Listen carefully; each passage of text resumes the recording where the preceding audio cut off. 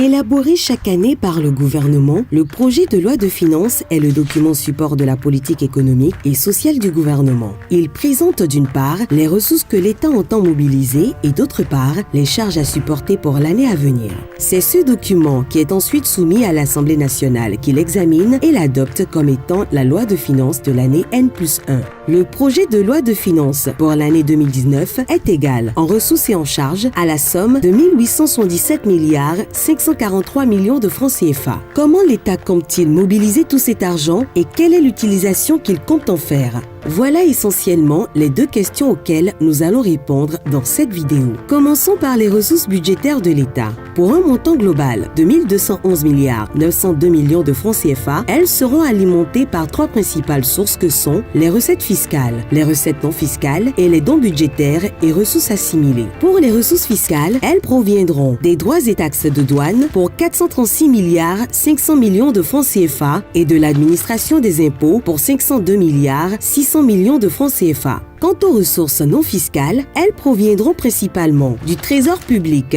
pour 115 milliards 580 millions de francs CFA, de l'Agence nationale du domaine et du foncier pour 5 milliards de francs CFA, du Fonds national de retraite du Bénin pour 51 milliards de francs CFA et de la Caisse autonome d'amortissement pour 4 milliards de francs CFA. Les fonds de concours et ressources assimilées constitués des appuis financiers des partenaires au développement s'établissent à 81 milliards 222 millions de francs CFA. Pour ce qui est des dépenses budgétaires de l'État, elles sont évaluées à 1373 milliards 41 millions de francs CFA et principalement orientées vers le citoyen. L'exécution de ces dépenses permettront à notre pays de faire un pas de géant vers son développement économique et social. En pole position, nous avons les investissements qui représentent le poste de dépenses le plus important, soit un montant total de 439 milliards 800 millions de francs CFA. Les dépenses d'investissement seront pour l'année 2019 consacrée aux secteurs prioritaires tels que l'agriculture, l'énergie, l'eau, l'amélioration du cadre de vie, le développement du numérique, la justice, la santé, la construction des infrastructures, les affaires sociales et l'éducation.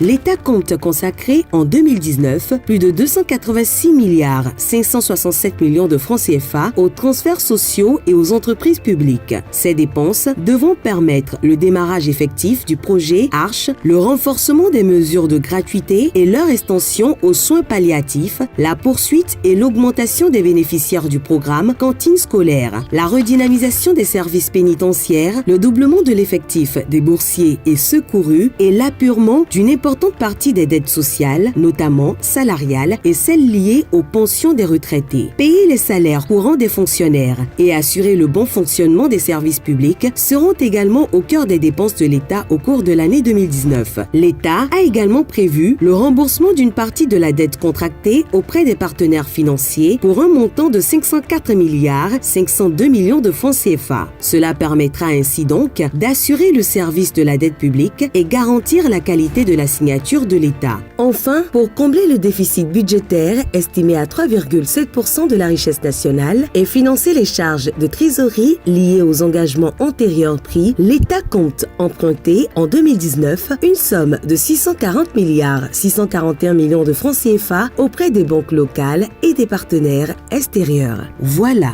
vous en savez un peu plus sur le projet de loi de finances 2019 dont le vote par les honorables députés à l'Assemblée nationale permettra au gouvernement d'assurer la bonne exécution des actions programmées pour l'amélioration substantielle des conditions de vie de chaque Béninois.